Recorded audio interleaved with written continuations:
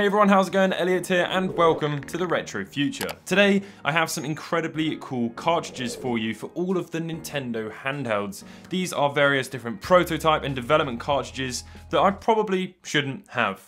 Massive thank you to PCBWay for sponsoring this video. PCBWay is the go-to site for all things PCB. They are full-feature PCB suppliers and offer all kinds of PCBs ranging from standard PCBs to advanced PCBs, double-sided PCB assembly services, layout services, and more. They're now also offering 3D printing, CNC machining, and injection molding. PCBs start from $5 for 10 pieces, and new members get their first order free.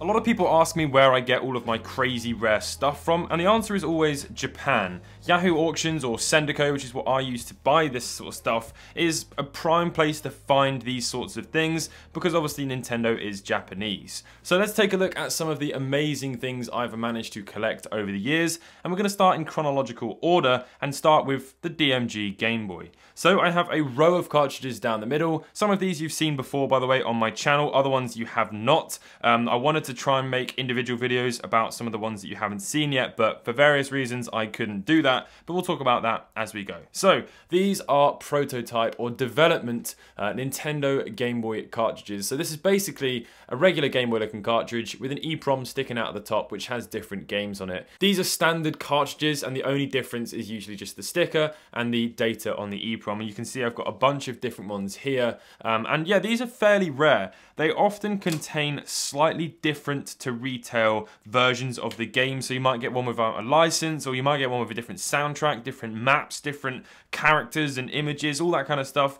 They're really desirable for that reason. This is what a retail Game Boy cartridge looks like. As you can see, there is actually quite a lot of differences. The area for the sticker is smaller. Obviously, there's a big cutout here for the EEPROM to stick out, whereas on the retail one, you've got a sort of a little thumb grippy bit. If you flip it around on the back, you've got these little cuts at the bottom. It doesn't say patent pending on the top and made in Japan, and you've also got completely different screws. So there's lots of differences between the prototype and the retail cartridges. Yeah, they're really bloody cool. Another DMG cartridge that I have here, which is really rare, is this one. Now, this is slightly different to these, but it's basically the same thing. You can see it looks a bit different. That's just this cap that was custom made for this cartridge. Remove that and it looks fairly similar, although it's a different size EEPROM and socket to the other ones that we've got. But there were various different sizes for the different games that you could get. As you can see, that one is exactly the same over there. So what is this? This is a camera interface that allowed camera repair technicians to change parameters on cameras, specific cameras. It didn't just work with every one of them, and this was never released. I don't think they ever actually finalized this thing, but I might be wrong with that. There's not a great deal of information on it, but you can see there's different things to change. You've got the zoom settings, shutter, and I believe other various things to figure out what's wrong with your camera and diagnose it and everything. But yeah, really interesting little bit of history. On the DMG, we've also got this. This is a probe cartridge. It looks like a regular sort of DX cartridge, the black DX cartridges, but just with a big PCB sticking out. So this was used with the development systems basically to interface with the actual Game Boy itself. So you could use the Game Boy as the controller, but you're getting the data from the development system. I'll put some pictures up on the screen of ones that I'm talking about, and this one is a Game Boy Advanced development system. You plug the cartridge in like that. Oh, hang on, no, like that. There we go. And then the Game Boy actually gets power from up here. So you just plug that in up there, and there we go. That is what it looks like. A very cool thing. It's very similar to the IS Nitro that I made a video on, which is the Nintendo DS development kit. But there we go. That is the DMG cartridge probe. So moving all of those out of the way, the next thing to take a look at is this. So this is a Nintendo Game Boy Color Flash Cartridge. So this is where these cartridges got a little bit more advanced. This one was reprogrammable very, very easily. And yeah, this is a DMG MBC5 32 megabyte flash cartridge. So this is for the Game Boy Color, but you could actually put regular Game Boy games on here as well. As I'm about to show you, this one has a Game Boy game on here, just a regular Game Boy game. Presumably, the developer wanted a copy of Super Mario Land, so they took a relatively expensive now cartridge and just flashed Super Mario Land on there, which is quite funny. It also says "Don't care" on the label as well, which is really cool. But yeah, these ones are far more expensive than all the other ones I just showed you. These are about 300 odd pounds each. So yeah, that is the Game Boy Color Flash cartridge. And then very similar to that, you've got this, which is the Game Boy Advance Flash cartridge. So basically the exact same thing, but just for the Game Boy Advance. And unfortunately, this one has no memory card on it. So there's actually nothing on here at all. It won't even recognize that there's anything plugged in, because this is sort of just the housing for the actual brains, which is the memory card, which I don't have.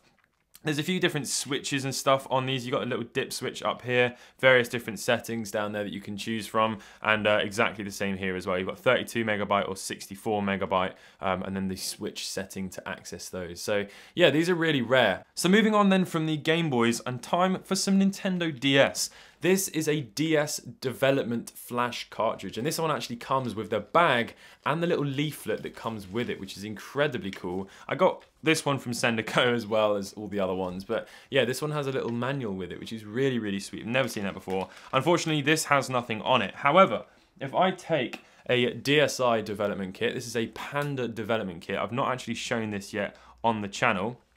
And when we plug this in, it does actually recognize it as being a cartridge. So I actually reckon that the memory card is in here, but when you click on it, it just goes white. So unfortunately, nothing on there.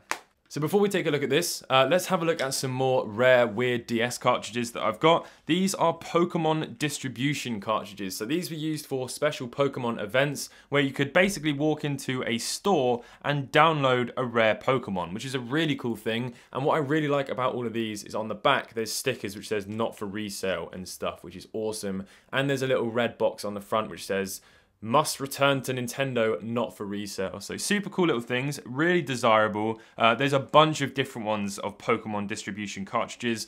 If you want a bit more information on these, I've actually made a video about it, so I'll shove that card up in the corner. Moving on to these two little things. These are basically the same thing, just different generations of it. So this one is the DS download station, and there was lots and lots of different ones of these made. This is volume 11, and essentially this had game demos and trailers on it. And these were distributed around the country, around the world, to different stores, so that people could walk in with their DS, and using Download Station, or the DS Download Station app on your DS, you could have a look at different game trailers and game demos and all that kind of stuff. And then this is exactly the same thing, but it didn't have the games on the actual cartridge. This connected to a server, downloaded the games, and then emitted the signal onto your DS, and then you could get the trailers that way. So a really cool little thing. This one actually still works. You can get the the game demos and trailers, but this one, unfortunately, the server is no longer in operation. But yeah, basically the same thing. And on the back as well, it says not for resale, property of Nintendo, which is a really cool sticker. Moving on to the DSi Flash cartridge, which is basically the same as this one,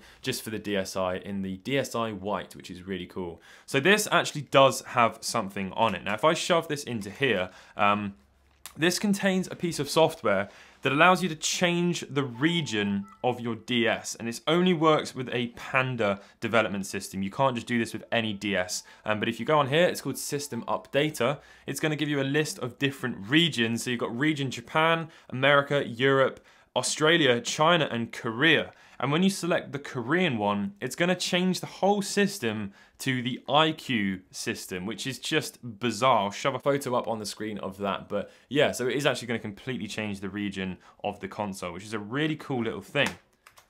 Boom. And the other DSi things I have are these, which are demo videos. So this would have been sat in a store, in a kiosk, a DSi kiosk, and basically you would have just shoved this into the back of the DSi, and there's a video that would loop showing the different sort of games that you could get on the DSi, which is a really cool thing. It says not for resale on there, and on the back as well it says demo GPK only. I'll show a little bit of footage of what I'm talking about. But yeah, you've got volume 1 and 2. Really cool little things, and I suppose what's quite unique as well is we're actually getting a look at the DSi White cartridges, because there weren't many DSi exclusive games released, but the ones that were on white cartridges. And then the final thing I have, unfortunately again not the most interesting thing because there's nothing on them, but these are 3DS Prototype cartridges, and what's really cool about these is they actually have the word Prototype on them. I don't think it even recognizes that it's in there. This is a 3DS Panda development kit as well, which I have made a video on. I'll put links to all the videos in the description if you want to check them out. But there we go, as I plug this cartridge in, nothing comes up. But there we go, that is going to wrap it up for this video. That is a bunch of development and weird and rare prototype cartridges, some with nothing on them at all, which is unfortunate, but that's the reason why you've not seen them on my channel in dedicated videos before. But I hope you've enjoyed this little weird and wonderful world of Nintendo cartridges. Let me know in the comment section down below what you thought, and if you enjoyed the video, please leave a like. If you're new to the channel, please consider subscribing, and I'll catch you all in the next video. Goodbye.